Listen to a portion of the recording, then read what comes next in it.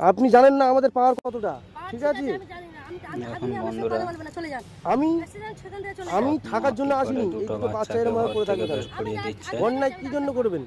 হ্যাঁ, আমি রাখতে পারবো না ওদেরকে। কেন? আপনি কি রেখেছেন? দিলাম যে আমি থাকতে দেব না। আপনি তো রাখেননি, আপনার ঘরে তো রাখেননি। না, আমাদের জায়গা। কেন জায়গা? আপনার জায়গা? হ্যাঁ, আমার জায়গা। আপনার জায়গা নয়, আমার জায়গা। স্বামীর জায়গা।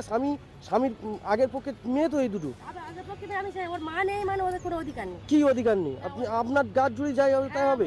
হ্যাঁ, আপনাকে তো বলেছি যে আপনি চেনেন না, আমাকে চেনেন না কিন্তু, ঠিক আছে? চলে যান এখান থেকে, বাড়াবাড়ি করবেন না, এক্ষুনি চলে যান।